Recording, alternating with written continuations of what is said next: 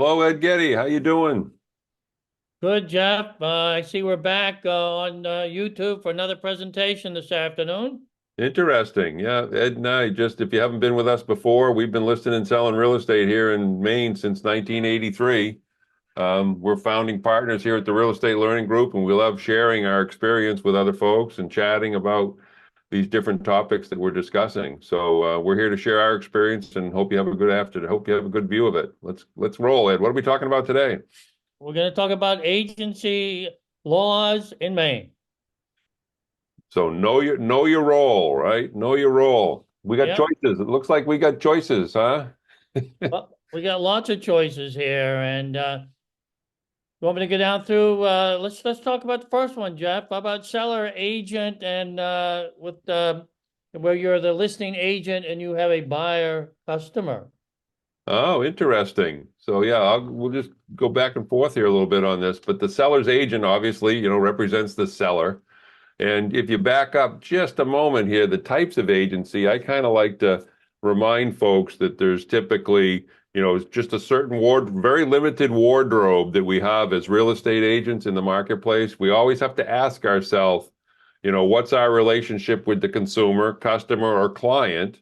And that's going to be in part determined by which role we're in. Are we the seller's agent with a seller client and a buyer customer?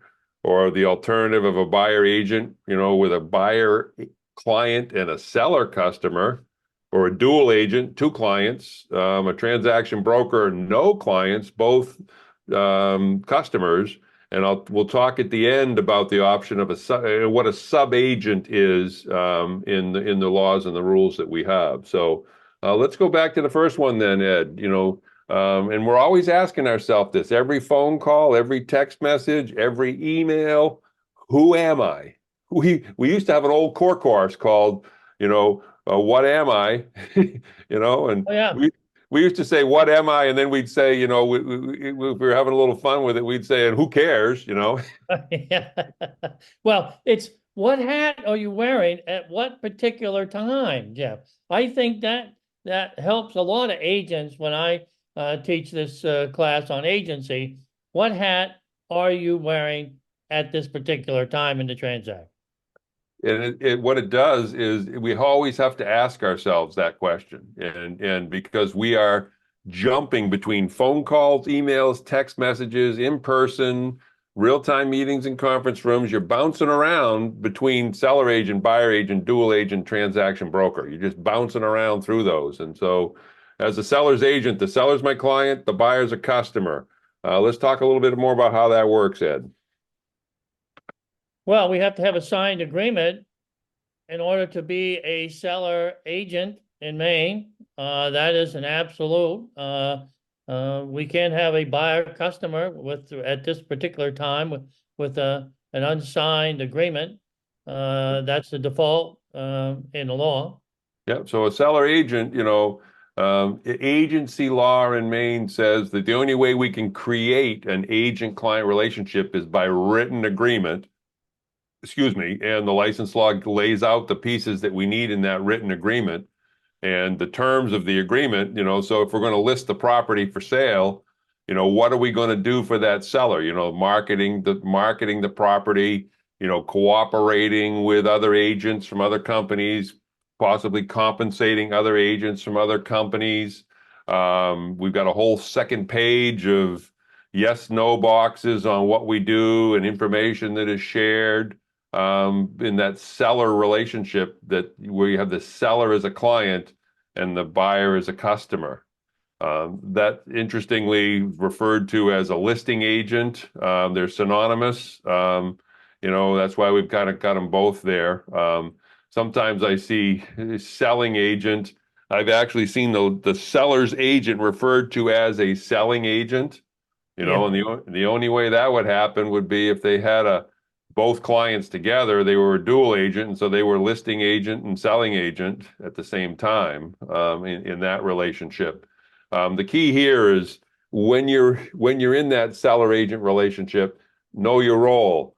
You represent the seller, and the buyer's a customer. And we'll talk about two customers later on with transaction brokerage, but with one customer, The customer gets honesty and ministerial acts that are informative or clerical in nature, not rising to the level of active representation. It gets material defects related only to the physical condition of the property.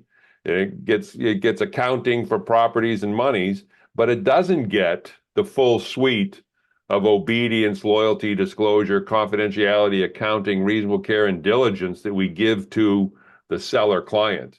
And so the seller could authorize us to make some disclosures to the customer that we might not make to the customer under transaction brokerage.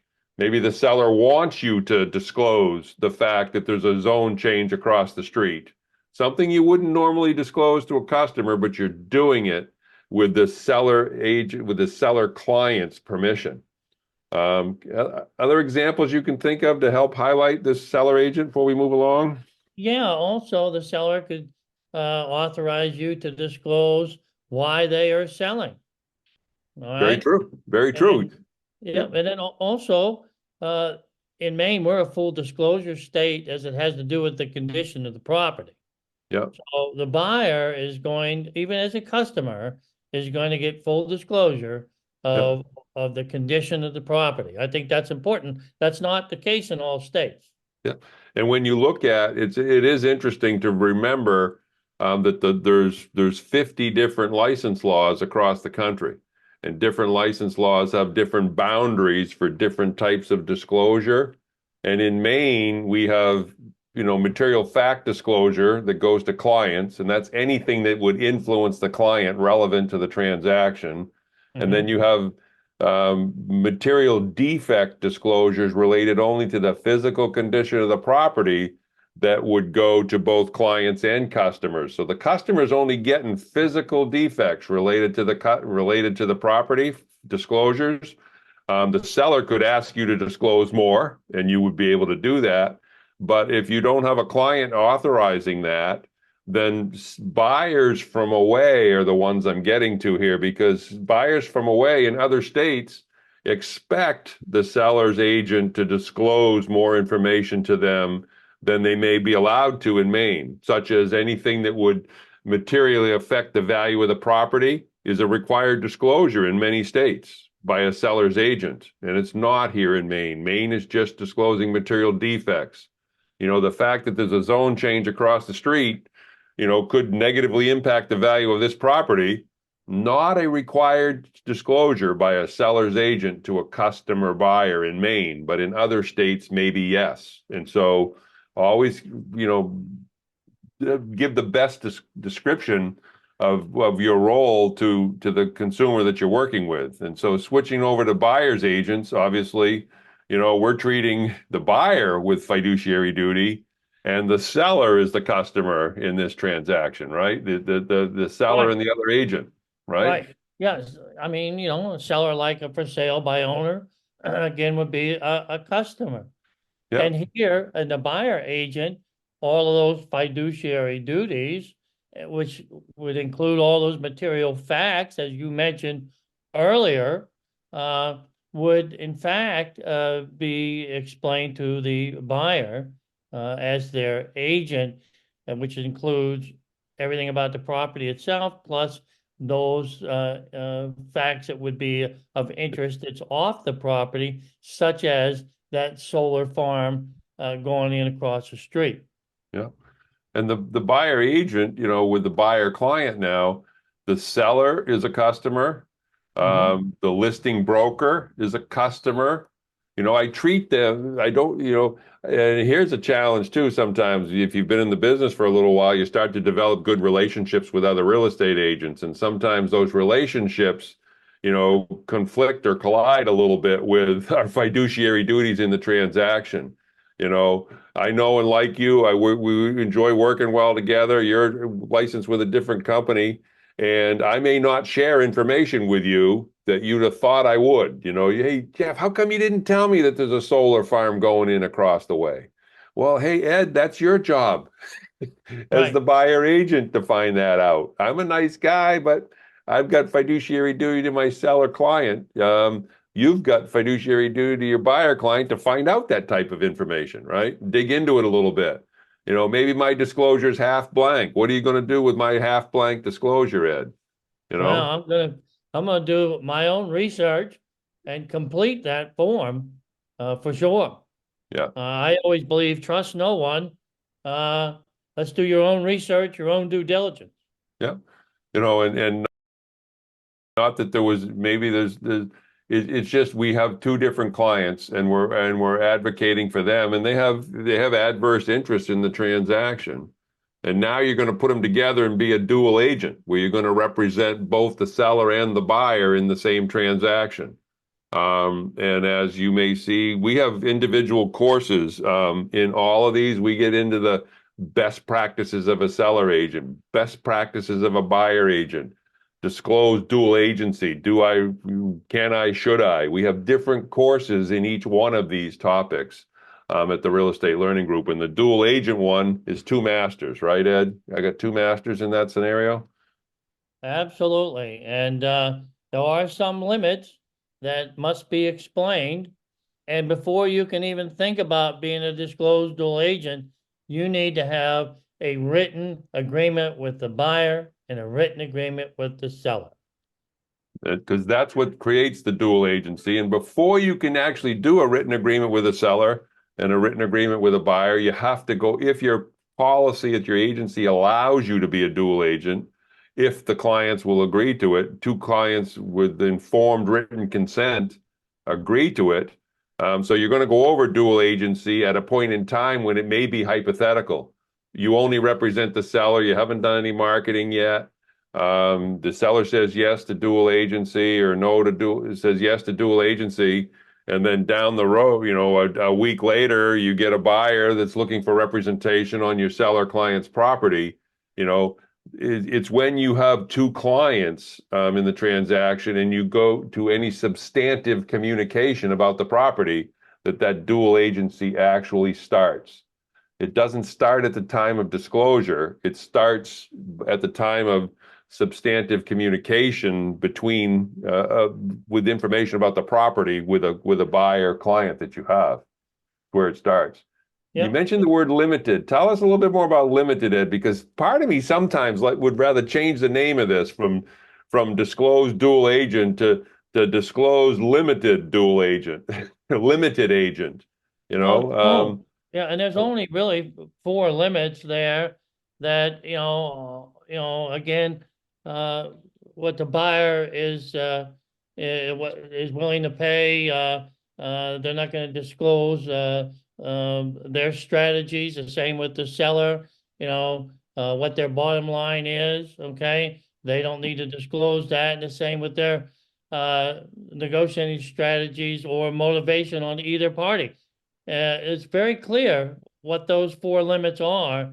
And, we need to make sure that both parties understand that for sure. there's those four limits in what we can disclose. Those are four limits on the material fact disclosures that you would give to somebody. We won't say, for example, the willingness of the seller to pay to take less. You wouldn't tell your buyer client that. I also want to highlight another part of the limited agency piece is that it says right in the disclosure that the agency's duties are limited. And so the duties of an agent are the old card, OLD, CARD, obedience, loyalty, disclosure, confidentiality, accounting, reasonable care, and diligence. Right. Those seven fiduciary duties, obedience and confidentiality are limited under dual agency. So the seller says, don't tell anybody, you know, about the zone change across the street. Well, if I was talking to a customer, I wouldn't tell them because I got to be obedient to my seller. But if I'm a dual agent and I'm talking to my buyer client, I'd have to disclose that to my buyer client because I think that the zone change across the street might influence my buyer. And so that makes it a material fact that I must disclose to my buyer. And so We might not want to be a dual agent because you're always asking yourself that the reason it's a yes or no option on every deal is that some deals work under dual agency and some deals don't because of the material fact information that's involved in the transaction. Yeah, it's what you must disclose when Yeah. you're a disclosed dual agent. Yeah. It's interesting. The hardest part of dual agency sometimes is not what you can't say.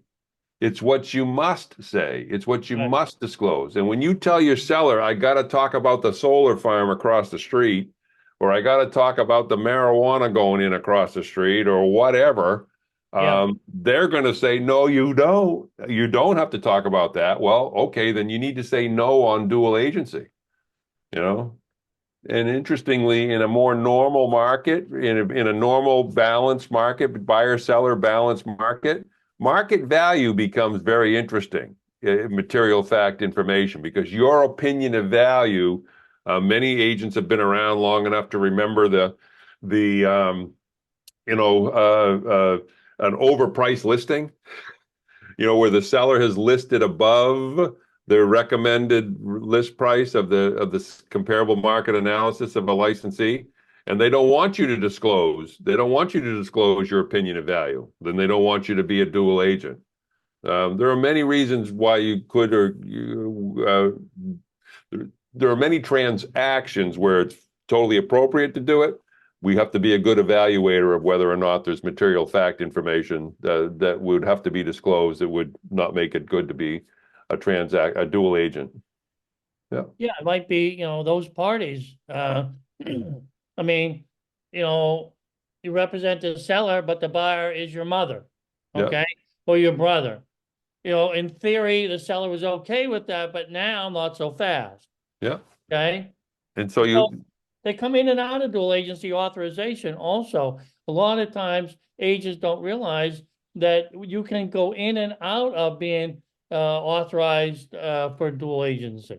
yeah, they can change a yes to a no or a no to a yes, and they can do it at any point in the transaction. And the whole goal, as we say in all of our education, is for the consumer to really understand who we are, what role we have, Mhm. what the value is of working with licensees, and what they can and cannot do, and understand what their options are so that they make the right choices. And it's interesting because we're saving transaction broker here for the latter part of the list, but it's actually kind of the place where you start sometimes because Yeah, it's the default position of a customer. You only represent you only are working with a customer or two customers, You're not a transaction broker if you have an agent, if you have a client in the relationship. So if you have a seller agent, if you have a seller client, a buyer client, or two clients, you can't be a transaction broker. And I've seen many licensees, they sell their own listing to a customer buyer and they say Jeff McLean, seller agent, Jeff McLean, transaction broker, you know, on two different lines in the purchase and sale agreement. That would be incorrect. I yeah. can't be a transaction broker if I represent the seller, can I? No, if you're an agent in a transaction, you can never be a transactional broker in that transaction. Yeah. Yeah. You have no client and you have one or two customers in that scenario. And so Yep. the transaction broker, what's the difference between customer versus client? It's kind of been implicit a little bit here in this talk, but the agent, the client gets obedience, loyalty, disclosure, confidentiality, accounting, reasonable care, and diligence, fiduciary duties. The customers of the transaction broker get ministerial acts that are defined in the law as informative, clerical in nature, not rising to the level of active representation. I'm not promoting their interests. I'm informing, I'm clarifying clerical information, providing forms, not helping them decide what to put on those forms because I don't represent them as a transaction broker. I represent neither party as a transaction broker. It's a more functionary situation than fiduciary. Go ahead. Now they will get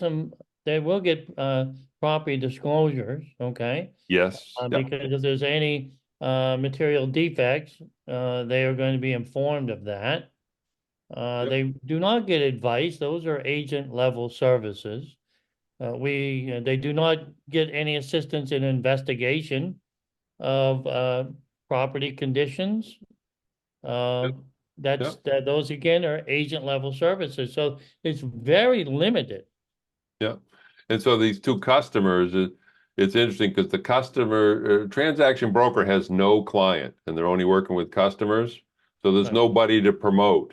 So there's no advice, there's no counsel, there's no I recommend you do this, you know. But if you're a seller agent or a buyer agent working with a customer on the other side of the transaction, you could be giving them advice in the best interest of your client. So when the customer buyer says, "How much should I offer, Ed?" You Yeah. know, the listing broker Ed says, "Hey, my seller would like, you know, a lot more than they're asking on a short coat close with cash would be appreciated." You know, Right. they're giving advice. It's just in this client's best interest, right? Yeah. Right. That's a good point. I mean, a lot of people don't think of that. So, Yeah. And so the sub agent with a question mark down here, we added a question mark to that. Kind of because I don't know, when was the last time you saw a sub agent, Ed? When was the last time you saw one in Maine? You know, was well, the late 80s or very early 90s. that back when you and I were doing it routine, right? Right. Yeah. Because there wasn't any other choice. Yeah. When we were rookies of the month together in 1983, you could not represent a buyer. And by definition, by law, we worked at a different real estate company from other agents, and they offered us sub-agency. We became agents of another agency's client, sub-agency. And what happens with that, that went away because of mainly vicarious liability for the mistakes and the misdeeds of this sub-agent that you don't know or that you don't have much control over at another company. Because in the agent principal, you know, relationship, we're responsible, you know, for these other agents that we have out there. So we said, wait a minute, why don't we allow buyers to be represented, and then sub-agency could kind of fade to black. And in Maine, it faded very quickly to black. It still exists in many states across the country, sub-agent relationships. But Mhm. here in Maine, we don't see it. You know, we don't see that sub-agent relationship. Still legal in Maine. It still exists, but we just don't see it. And we don't see it. And but what the other thing to think of is there is one more reference to sub-agent, and that would be that I, Geoff, am a sub-agent of my company, of my agency. So my agency, ABC Realty, is the agent, and I am a sub-agent of my agency. I'm a representative of my sub-agent. We don't stress on that, but that's the only remnants of it that I see in Maine. It's just a reminder that I act on behalf of my agency as an agent, and I'm only an agent of my agency if I am in single agency. Everybody is, and in appointed agency, I'm only an agent, a sub-agent of my agency if I am, you know, appointed to that client. Yeah. Yep. So there's a quick walkthrough here on this. You know, we have seller agent best practices out there for a course. We have buyer agent best practices, disclosed dual agency course. We weave the transaction brokerage into a lot of different courses that we have. So obviously, there's more information on any of this, and we encourage anyone to browse on over, and make contact with us, and find those opportunities. That'd be very helpful to them. Well, thanks, Jeff. Hey, thank you, Ed. Appreciate it. Enjoy the rest of the, who knows what it is. Is it light out? Is it dark out? I'm not sure right now. So.